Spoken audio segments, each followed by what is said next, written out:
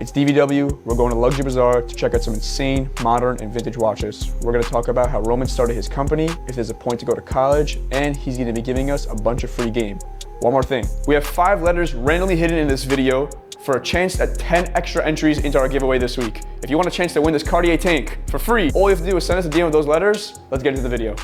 Welcome to our first official podcast with a guest. We've been waiting for this moment for a very long time. Danny and I have been planning to do this podcast with probably our favorite person in the industry, Roman Sharf, the CEO of Luxury Bazaar. Thank you. To blush. Thank you. Thank you for having us here in Luxury Bazaar headquarters.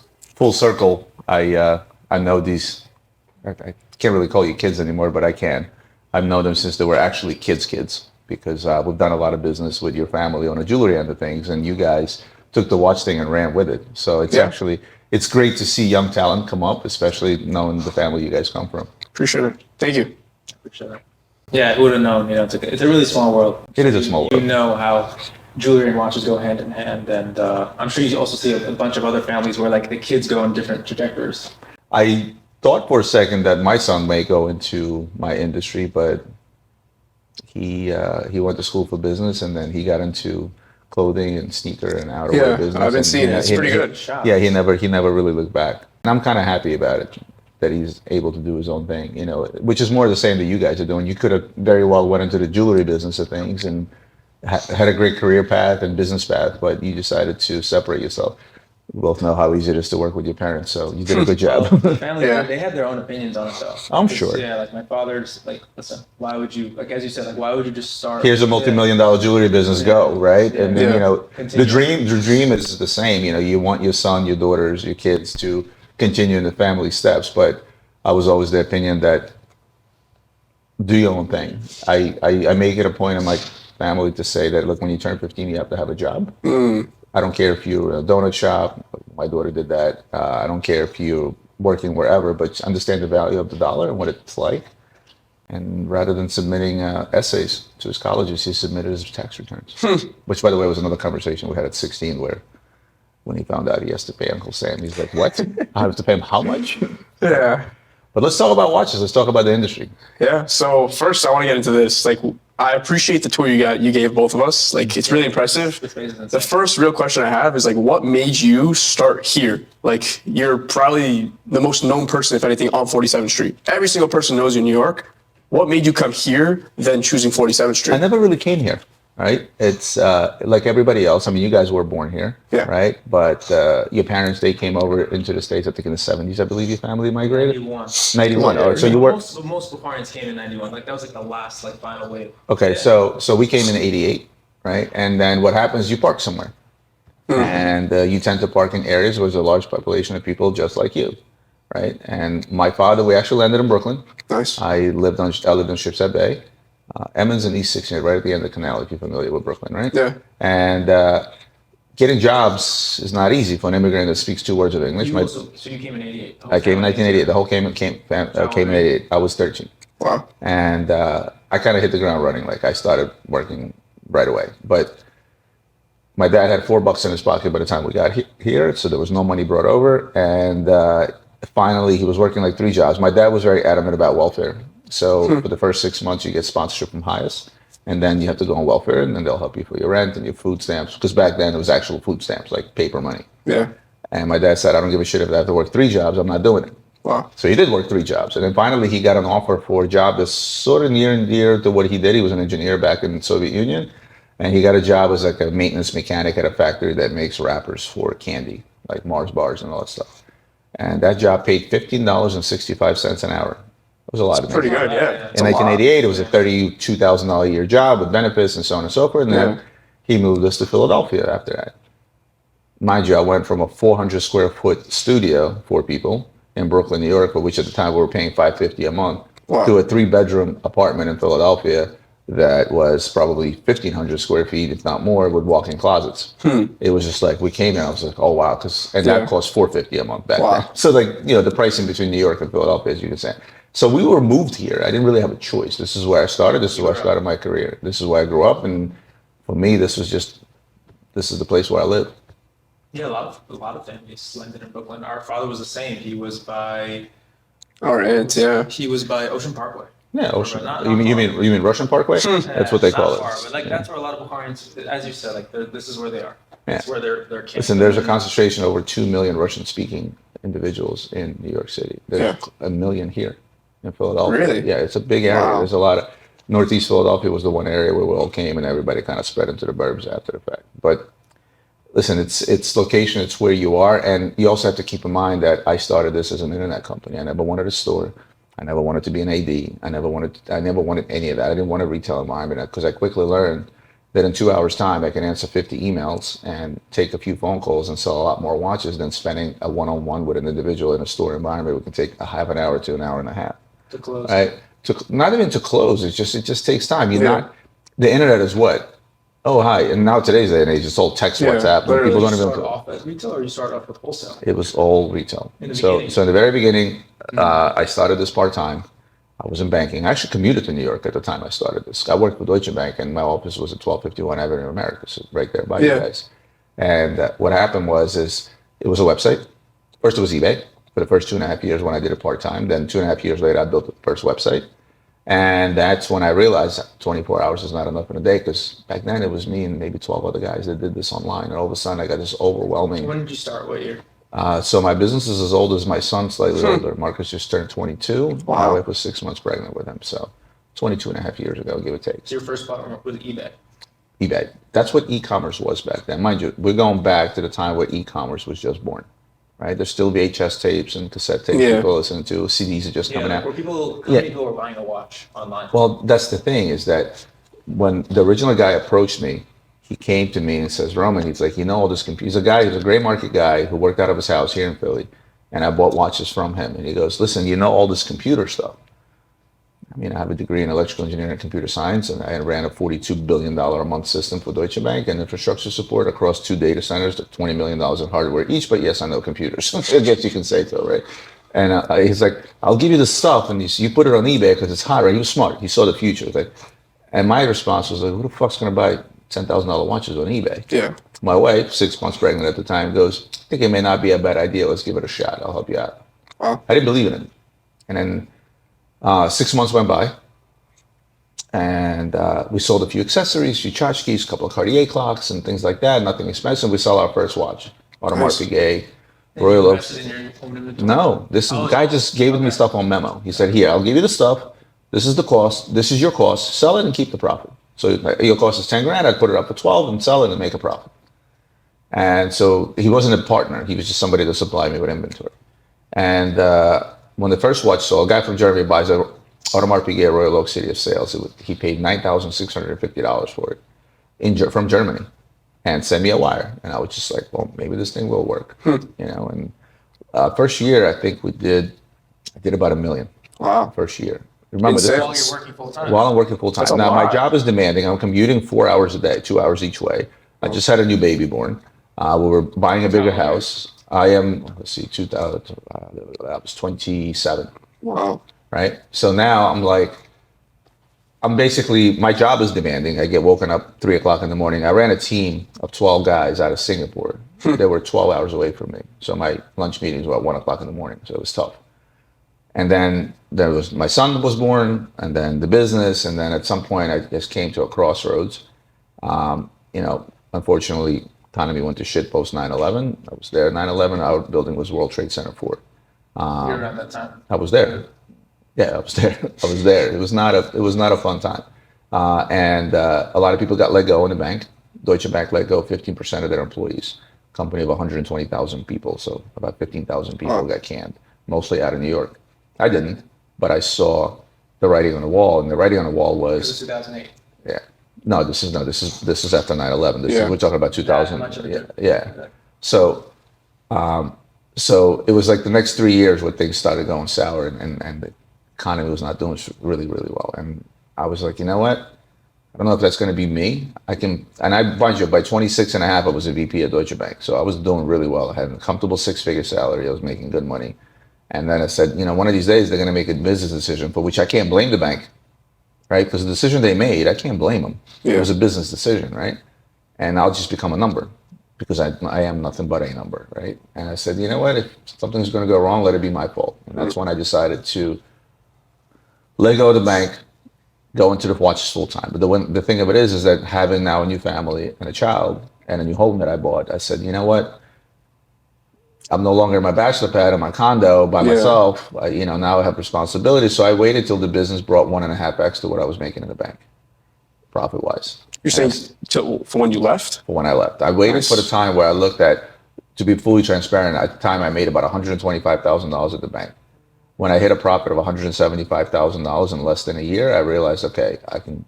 Yeah. Back then, it was a lot of money, right? And I said to myself, you know what, this works, right? It's a good salary today, right? So this works. I now feel I'm making a responsible decision. And the rest is history, as they say. It's pretty wild, actually, to make 175 first year back then. There's watch dealers now that aren't even making 175 but you have a year. to remember one thing. This was Klondike. This was the gold rush. This is when the e-commerce was just born.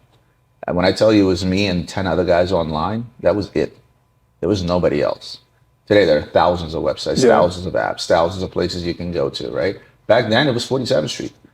At that time, just so you understand, you know some of the vacancies you have on 47th Street right now, some of the windows? Yeah. Do you know what you had to do back then to get a window on 47th Street? I've heard.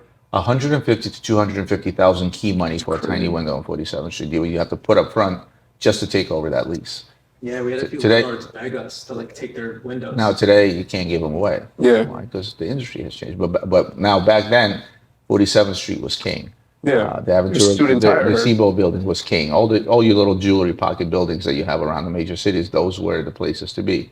Trade shows, there was a line out the door. It was a different landscape. Today, you go to a trade show, it's dead. Yeah. For the most part. You go to 47th Street, you have empty windows. People are moving from windows to offices. You guys are in an office. So, but timing was great. There's thousands of competitors. There's thousands of us. Even though we sell a unique product, we're not the only people in the world selling it. So what do you think, especially after COVID, you see an influx of all these dealers, all these kids. You mean the Corona dealers? Yeah. We can call it whatever. Yeah. Well, half of them are gone. Some were in federal penitentiary. I pretty much started in COVID. I started when the market was going down. That's when I learned how to make money. We see so many kids, they don't even want to finish high school on the block. Yeah. A lot of kids right now in our community, they don't want to even go to high school. They want to sell watches on 47th Street because they see TikTok. They see all these dealers coin flipping and Mazalitos, and it's entertaining, but a lot of kids, we had a kid ourselves. He didn't want to go to high school. He worked with us for a year. It was an internship for him. But it's kind of crazy how this concept of I want to be in business, not just for watches, people are slowly not going to college, at least locally in our community. And a lot of people are getting motivation to be on the block. There are two arguments in this. And one of them, what is the value of college education today? My middle one, Marcus went to college at the time, University of Miami was 75 grand a year. It's now 90 grand a year. Wow. And so here's a kid, 18 years old. His high school year makes about $250,000. And now he's set with do I go to college or not? Now, one of the approaches I take with my kids is I give them enough information, I raise them the right way, but I also give them enough leeway to be able to make their own decisions. So I broke it down to my son like this. I said, look, you know how to make money. You're not going to work for anyone. Business is in your blood. This is in your core. This is what you want to do. However, consider this. When you go to college, you may learn something you don't know that may be useful down the line. When you go to college, you're going to network with a lot of people that may be a potential, benefit to you. So he said, okay, I'm going to go. He goes for a year, calls us at the end of the year, said, Mom, Dad, I finished my first year. I'm on the dean's list. So his GPA was the highest. He's on the dean's list. I said, congratulations. He goes, I'll tell you going further, I think it's a waste of my time and your money. I already met all the people I need to meet. I already made all the connections I need to meet. I know that I may potentially learn something new my third or fourth year in college, which is something I can now learn online myself. It's one of those things where the argument, to go back to your original question, the argument of how valuable college is today, I will argue that some trade schools are 10 times more valuable today than the education. Unless the individual that goes into college knows exactly what they're doing. They're going after exactly the classes they need, learning the traits, the exact traits that they need today. For example, AI is super hot in the medical world and in every world, right? If you're somebody that's going to school, I don't know what I'm going to do. I'm going to take liberal arts. Or I'm going to take business. This is the new. I'm taking business. Well, business has so many. A lot of these business degrees kids come out with, they don't know what the hell they're doing in anything, right? But they're a specialty school that will concentrate entrepreneurship, right? Like Babson University in Boston, they're entrepreneurship school. There are colleges where you go in and the day one you have to open up your own business, right? There's value in that. So it's a very big toss-up for me between college and not wanting to go to college. Now, as far as what you said, media is a killer. Social media specifically. You said kids watch these TikToks, they see Moses, flipping This is coin. the market. This is what's They going on. think that's just their reality. They think it's easy. That's the the problem. easiest way to prove that is I've had my sales department. The only time you have problem with employee retention is in the sales department here. As we walked around the office, you saw Anna's been with me for 20 years. My accountant has been with me for 16 years. Agent has been with me for 15 years. Anywhere you go, it's 10 years plus as you walk around. It's the sales department that has a big turnover. Why? They come, they learn, they get exposure because we are a media company after all. And then they say, okay, I'm going to go do this on my own. I had 5 people do that to me so far. 2 of them ended up working for another jeweler. 2 of them tried their own thing. They're no longer doing it. It looks easy. It seems easy because what do we portray on these phones? We portray the lifestyle. Yeah. 5 years ago, when we decided to launch Gray Market and sort of peel back the curtains on how this actually works and started being transparent before us, nobody would say, oh, I bought it for 10 and I sold it for 15. Now everybody's saying, oh, deal, 10,000. They show how they sell it for 15. And these kids that are 16 years old who haven't really fully developed in life, they're thinking, oh, I can do this. Yeah. Sounds easy. Sounds easy. But most of them fail to realize is that that's not a real business. Flipping Rolexes on a block is not a real business, especially, during the COVID boom, everybody was a dealer. Yeah. Money was growing. Even barbers. Everyone was a dealer. Yeah. And all of a sudden, the market goes down and they can no longer sell to each other. There were 2 guys that approached me before COVID. Fan of your YouTube channel. I really want to do what you want to do. I invited them over. I spoke with them. And they asked me, give me an advice. I said, the number one advice I'll give you is, first of all, set up money management properly. I don't care if you flip it over $5,000 a month. Make sure that you have a process in place where you're managing your money properly, because in this business, it's very easy to get behind. We sell a $100,000 item, we'll make 10 grand, but 100,000 comes in. It's very easy to spend it, right? Yeah. I said, number one. Number 2, I said, concentrate on building a product. Don't chase profit, chase building a name, and chase building a product. And they took that advice, and it took a while, which is why when the COVID hype died off, they're both still in business and doing really, really well, because they concentrate on building clientele and a product. Yeah. They didn't concentrate after fast money, because I can take the 100 Rolexes I have downstairs today, I can go to 47th Street and I can sell every single one of them at a profit like this. Yeah. But I would rather sell that to a retail client, because to me, the value of a client is a lot more important than the value of the profit I'm going to make. 100%. And most businesses out there, they don't even calculate what is the average value of a client over time, right? Most people don't even understand that concept. And like, why do I need to know what the average value of a client over time is? I'm like, well, there's a lot of things that come up that if you know that on an average, a new client will spend $100,000 with you over the next 3 years, and you know what your margins are, you know how much money you can make of an average client, you can also make a decision, well, how much money do I spend on acquiring a new client? If I know that a new client is going to bring me this. There's a lot of things that, there's the hustling, there's the 47th Street, the flipping of the coins and so on and so forth, and then there's a business. My business model, I can plug that into anything. Doesn't matter if I'm selling fake plants that are behind you, right? But the business, it's general business. And a lot of people go for that fast money. When something turns on the market, all of a sudden, oh, I can no longer make money here, I'm going to move on to the next thing. That's a hustler. That's not a businessman. Nothing wrong with it. There's plenty of hustlers out there that move from thing to thing and they make money. But I concentrate on building a product rather than This implies a retail operation. This implies a retail operation. Like, not everyone, there's a lot of people on the block that just don't want to deal with retail.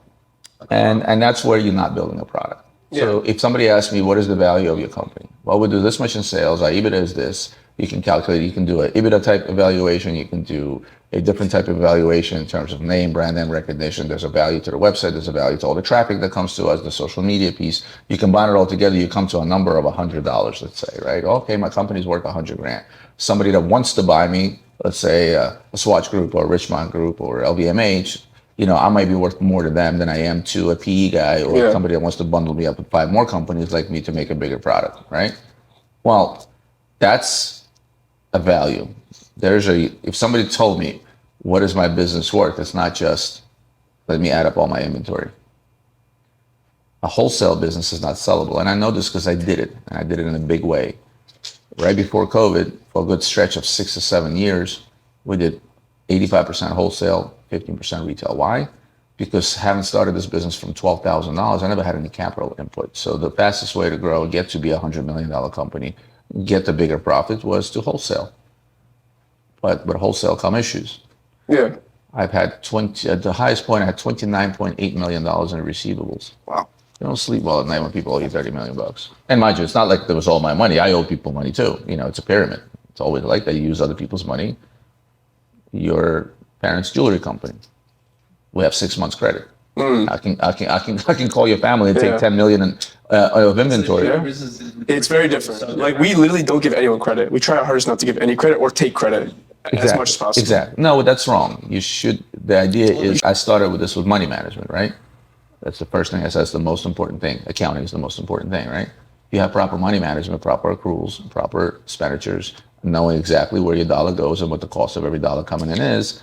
Then what you do is you try to utilize credit that is given to you longer than give the credit that you give out. It becomes a money management thing. So you can manage it properly. But the problem is, in our industry, people go bad. In the 5 years I was doing wholesale, I wrote off $2.2 million in bad debt expense. One guy died in a fucking airplane crash. I remember this. Literally, that's you know what I mean. 800,000 right there. So it really comes down to the fact that a retail-facing business is a product that you're building. A brand name is a product that you're building that has value.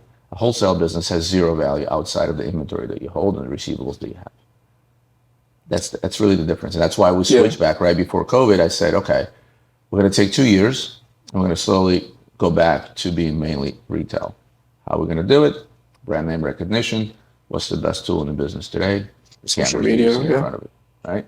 That's how we kind of switched back. But then COVID hit, and instead of it taking 2 years, it took 2 months. All right, well, we talked a lot about business, so let's get into what's on your wrist, because honestly, I can't stop looking at it. So I am curious to know no more secret, about it. Audemars Piguet is my favorite brand, right? Yeah. And while people sometimes can say, Roman, are you more of a conservative watch wearer? I am all over the board. Yeah. I will put on something like this, the baguette encrusted, platinum tourbillon. This thing weighs a ton. And then I'll put on the same Daniel Roth or Cobra that you have on your wrist, right? I have the luxury to be able to switch wherever I want, and there aren't watches that I don't like. It doesn't matter the size, it doesn't matter the age, it doesn't matter the brand. Yesterday I was wearing a Chinese-made watch, which is a $1,000 watch that somebody sent me as a gift, and I didn't like it any less than this, right? Because my thing is about watches. But AP is definitely my favorite brand. Yeah. Royal Oak to me holds a special place in my heart. I think it's the greatest blank canvas on earth. And Gerald Genta as a designer was the greatest watch designer that has ever lived. Yeah, 100%. I compared today's comparable individual to me would be Max Buser from MB&F. Some of the shit he designs is just out of this world. You compare what as like a legendary designer, as a great watch designer. Like if you ask me strictly for watch designers today, designers, not watchmakers. Genta? Genta is well, the you made a goat. good point about blank canvas. Like you're right, the Royal Oak is like literally a. It's timeless. It It will should be never go out of honest. style. You mentioned a canvas, like MB&F is more like the designs are so distinct. Yeah. Strictly from a design perspective, the reason I go with Max Buser is it goes back to what he's done for the industry to begin with, what he did for J.J. Lecoultre, then later on what he did with Harry Winston by introducing the Opus pieces, where the concept of bringing in other watchmakers and shining light to them came to fruition. Because today's day and age, if I asked you who was the watchmaker that made that Cobra, you can't tell me. You can only tell me that that's a Genta creation. Yeah. One of the greatest integrated case watch bracelet watches out there, and so on and so forth, right? Oddly enough, reference number 5403 versus the first Royal Oak 5402, but that was made before it. It's just the launch of the other one. So that's a 5403. The Royal Oak originally was 5402. It was actually made before. It was actually made in 1971. And the Royal Oak was And then the Royal Oak kind of took off. So that was reference 02, and they made this 03. Interesting. Yeah, but some of the facts and the history behind them is really fuzzy during those times. We're talking about the 70s, but that actually came before the Royal Oak, but the reference number is after. So if you're talking about design in general, it's very hard to say, oh, he made a cool watch. It's also like you talk about Genta, you talk about the fact that this guy made the first luxury sports watch, right? You talk about things that were taboo at the time and so avant-garde. When you look at Max and some of the stuff he's made, especially the horological machines, when he started with Harry Winston, Opus 1 through 5, and he started bringing in these watchmakers, first one he brought in was Francois Paul Journe, right? That was Opus 1. And then he started bringing out subsequent watchmakers. And all of a sudden, you're like, wow, I love this vibe, because nobody out there tells you well, who was the watchmaker that made this tourbillon? I mean, I know who made the tourbillon, but who's the guy, right? Max was like, oh, I'm going to shine light to the guy that didn't just make the dial, didn't just make the movement, that made everything on this watch, right? And it's right there on the watch. Like when he made a watch with Wudeline, his name was on the dial, right? And then you look at Max in his time, you look at the pieces that he designed, it was super avant-garde. It still is super avant-garde for today and when he started 20 years ago. Forever. So that was Genta, revolutionary avant-garde, something that nobody else does. There's a few more out there. Martin Frey and Felix Baumgartner, they make up Urwerk, right? That was Opus 5. That was the last Opus that Max actually made for Harry Winston until when he went out on his own. There's another one. You look at an Urwerk. Speaking of which. What are these? I have one. Here. Hold on. Close it out. Hold on. Speaking of which. Can I see it? Yeah, sure. So this is the Clockwork Orange, they call it, from a movie that was made before you guys were born. If you ever get a chance to watch it, watch it. It's as weird as that watch. But It's huge. But again, what makes me a watch lover rather than a watch dealer is the fact that I look at that watch and I go back to, this goes back to, you know how far? 1600s. Pope John VII, who had insomnia, he couldn't sleep. So he asked an Italian clockmaker to design him a clock that's not going to tick and wake him up at night. So he designed the wandering hours. Yeah. That clock is actually sitting at Urwerk's shop in Geneva. The wandering hours, but they weren't the first ones to get inspired by that. The first people that got inspired with that were Audemars Piguet with their wandering hours, right? I love that one. So beautiful piece. And then Urwerk later reinterpreted the modern interpretation into their satellite disc that show the time as the watch turns, right? So when you have that type of history and you're able to interpret it in a modern way, such as this, you go from a 16th century, 17th century clock to something like this. This is when you're like, oh, wow.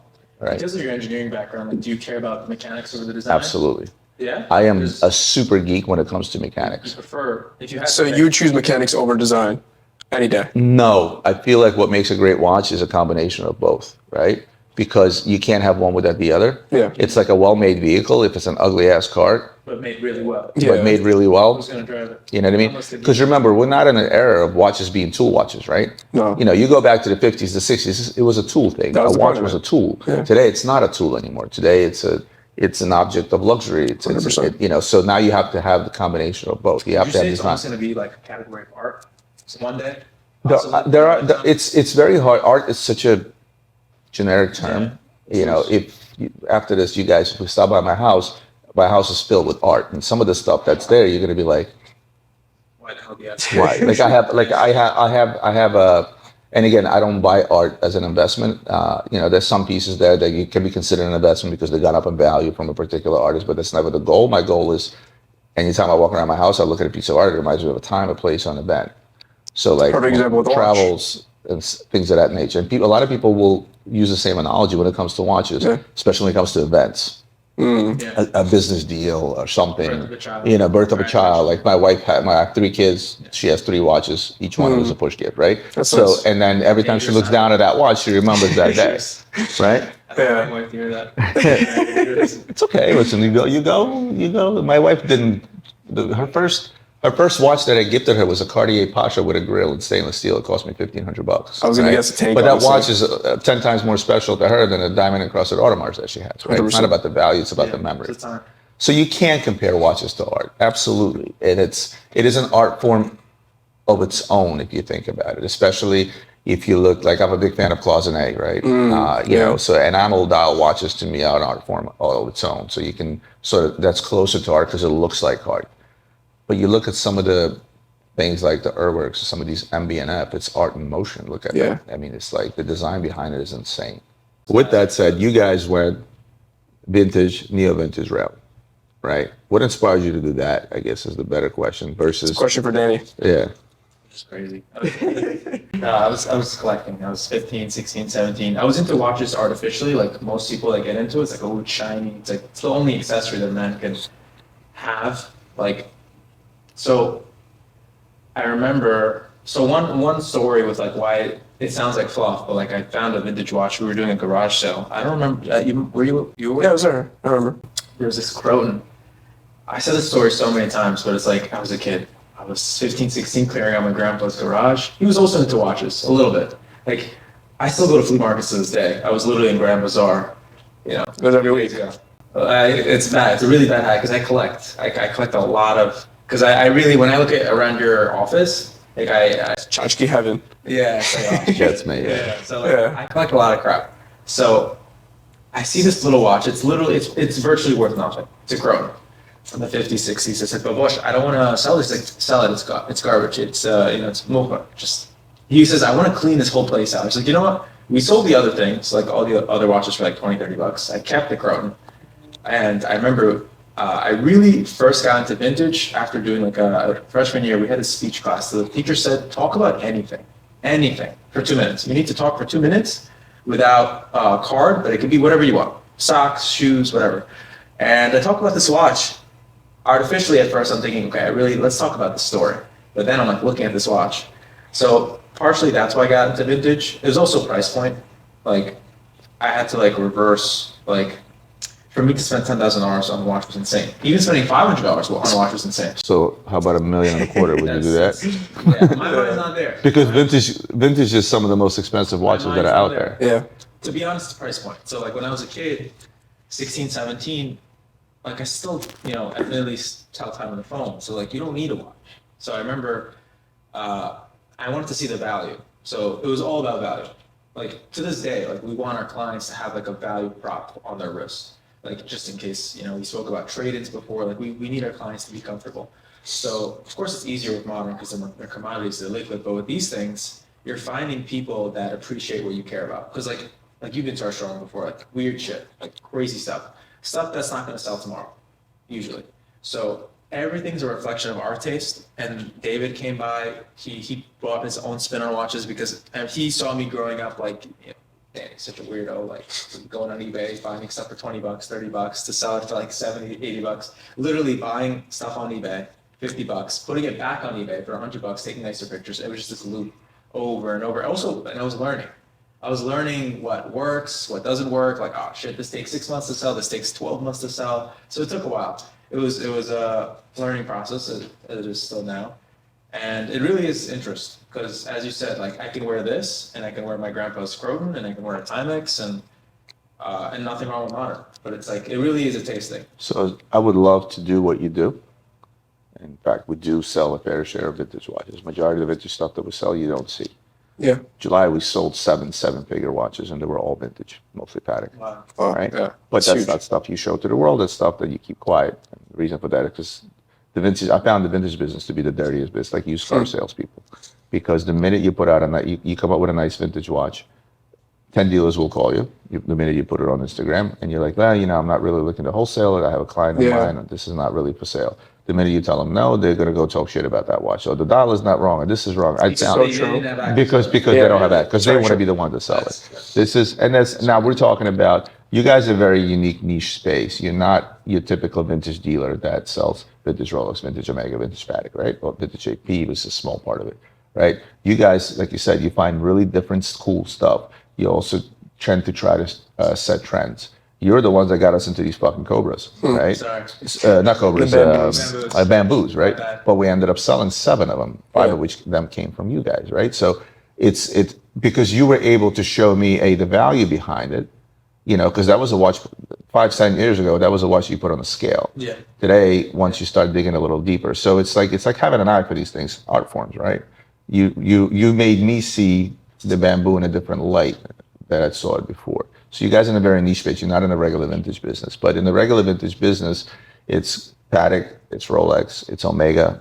These are the usual suspects. Then you get into Universal Genève, you get into maybe a little bit of Jaeger, maybe Breitling, Movados. There are little niche things out there that go hand in hand with that stuff, right?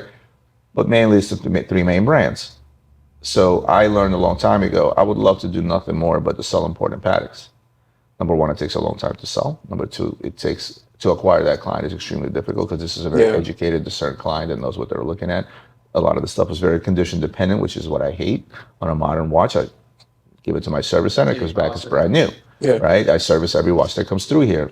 Vintage, you can't do that anymore, right? You can't touch that. You're not going to polish a Patek that's 70 years old. You're going to kill the value, right? So it's like, there's a lot of things, but one of the things I would tell you as an advice is that while it's cool to be in a niche space, if I asked you a question of what your cash cow is today, you won't be able to answer that question because you don't have one.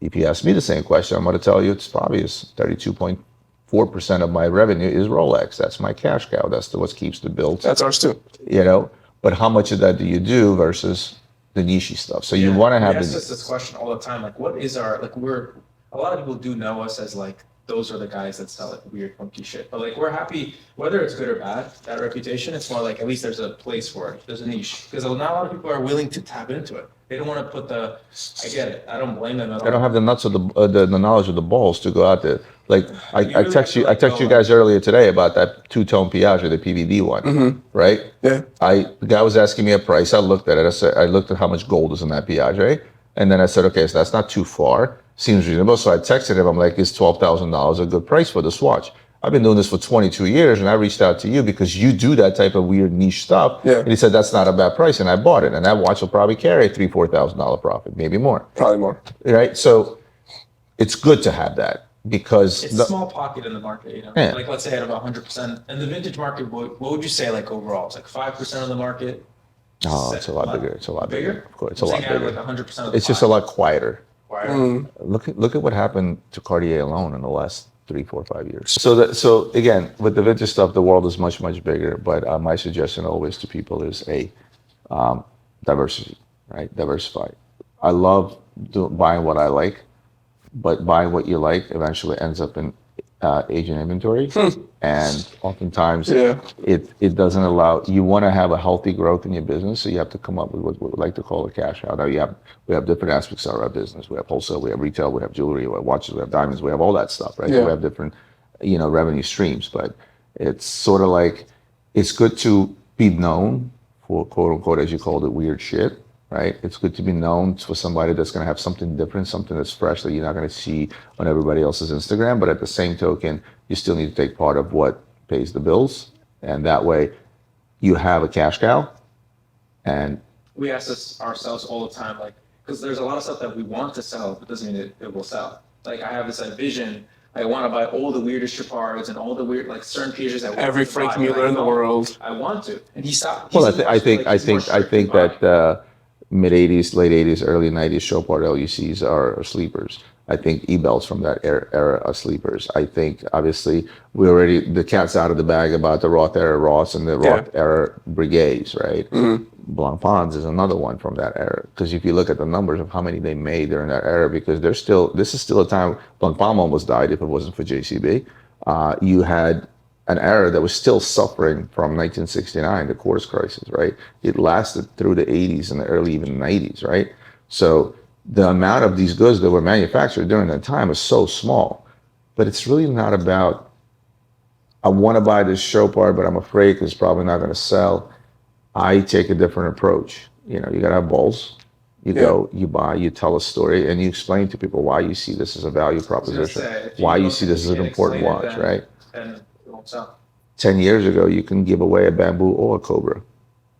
People would melt I them. remember just 2 years ago in Japan, like, literally, there'd probably be a lot of these, but like, there would be so many bamboos, and like, for like whatever the gold was, let's say $4,000 at that time for the whole watch, dozens, they couldn't give them away. But the thing of it is the downside is with today's day and age of social media. I came to you, I made a video, I bought a couple of bamboos on video. I took them back to the office, they sold. One went to a certain celebrity, as you saw. Yeah. And all of a sudden, Market interest, yeah. prices went up. Yeah. Do you think it's a good thing or a bad thing? Like the market sentiment, like, is it artificial or is it like? No, it's real. It's real. It's real because it's like this. It's like that. Look, you have these certain dips in the market depending on availability. If you look at run-of-the-mill stuff, Pepsi GMTs, sometimes the market has a lot, then it dries up, then new supply comes in, prices fluctuate at 5-10%, right? That's normal. But when you see a consistent rise, so when you take a bamboo from $12,000 all the way out to $25,000 now, right? And that happened in a recently short amount of time, let's call it a year, that means the market has more interest. And the minute the market has more interest in pieces like this is also another downside of being in a niche market because you can't go out there and find 10 bamboos. Yeah, it's very tough to find them. Right? So you know what I mean? So it's one of those things. Check them out. These are the only 3 we have in stock. Yo, we told It's funny. It's funny. I start talking about bamboos. They just casually break out 3 of us. that Nautilus, if you sell that, he said it's like $1 million. It's like if that Nautilus sells, one of the bamboos comes with it. Yeah, we told them. It's like a If we sell that Nautilus, we give a bamboo away. So whoever wants it. Yeah. Get So free look, bamboo. it's one of those things where there's pluses and minuses of being niche, and we just mentioned one of the shortcomings You that have to definitely. as you if I said, asked you, have to if I just told you that, oh, you know what, I have 5 sons in a family, they eat one each, you wouldn't be able to deliver. Yeah, it'd be tough. But you can do that with a Pepsi, right? So 100%. So that's another downside of it, and I think that also warrants a higher margin, right? Which is, it's okay if our average margin on modern stuff is 10 to 15%. It's okay, perfectly fine to charge somebody a 30% margin or something like that because you can't replace it. Yeah. So We have that conversation with people all the time because we're on the block. Unfortunately, a lot of people, especially after TikTok, they think they can negotiate on everything. And we tell people, like, half of the work is curating. He's traveling a lot. David works really hard to go to Japan, go to Hong Kong while I'm in the office getting product. We're not finding this in some grandma's house on the state in Long Island. yeah, those days are long A gone. lot of this stuff, he has to negotiate, calculator, know English, just to bring it here to the States, deal with the duties, and then present it to the client in a nice way. Literally silver spoon, red ribbon, and they still want to negotiate. So that's the hard part. We're trying to eventually get off that nothing wrong with negotiating. The number one answer I give people, I found that cheaper elsewhere, right? I found here's a watch, it's $10. Well, I found it slightly cheaper. I found this with a guy for $9. My first question to them, what are you getting for that $9? That's great. I tell them, what are you getting for that $9? And the answer is usually, what do you mean? I'm getting the watch. It's the same watch, but it's $1,000 cheaper. And I tell them, are you getting the confidence that if something is wrong with your watch 3 years from now, that you have somewhere to call? Are you getting the return policy? Are you getting a warranty? Are you getting the service that you deserve? Are you somebody that values the dealer more than they value the dollar amount, right? 100%. I ask all these questions, right? Yes, we try to stay reasonable. We know the market prices. We don't gouge people. We don't try to be the most expensive guy on the block, but we also don't try to be the cheapest guy on the block, because for me, I've always said, hey, how about let's start with the fact that the watch you're going to get is going to work, because it went through my watch center, my repair center. And the watch was completely taken apart and put on all the proper machines and tested properly with the proper equipment by a qualified, certified watchmaker. Is there a value there? That costs me money. It's big expense. It's not cheap. It's an expense. The biggest expense is the fact that at any given time I have $1.5 million sitting at my service center, just all the time. Yeah. Because there's a backlog. You know how it is. There's a lot of things like that, and the difference between a company like mine, even though we do sell vintage and near vintage, is because you guys are so concentrated on this niche space. You just said the word curated. Yeah. That's a big value. The fact that I'm able to curate a showcase of just 15, 20 watches where you come in, oh, this is really different, and tell me about this and tell me that. There's a value behind that. Yeah. That's what we aim for. It's not easy, but it's fun. Yeah. That's how we started doing business, because I appreciated exactly that. Yeah. When I found out what you guys are doing, and then I came and I saw, and I bought a few things from you. Everything is based off what he thinks is cool and what I think is cool. Also, the hard part is we sometimes disagree on what's cool and what's not. What I love, he's like, that's a dog. Yeah. Don't touch it. But that's the negotiating with ourselves. Yeah, and you get inspired by different people. I remember I went to my first show with Danny. I was 16, and I got inspired by you. And remember how you said you can be eye to eye with Jacob one day? Obviously, 2 different businesses. You guys are a lot bigger. But for me to sit here now with you, it's like wow, it actually happened. I actually get to hang out with you, talk to you, and be at that level. Because I saw it when I was 16. I'm like, I want to buy my first Omega Speedmaster with Danny. I have $2,000 in my pocket, and now I get to sit here and talk to you about anything. It's pretty cool. So it's you get inspired by the people you work with. It's also the rapport that you create in the business, because tomorrow you can pick up the phone and say, Roman, I want to show you $1 million paddock to somebody, and I'll give it to you. Yeah. Right? It's another thing. It's another thing that I think is very, people think we're crazy by doing that, but that's our industry. That's the reality. It's all handshake based. So. Do you remember calling me idiot years ago? I think during COVID time. I was with Ario. Yeah, I remember. You gotta remember, you did or said something, and I did call you an idiot. What was it? Yeah. Remind me. It was a 2-tone Royal Oak. We were.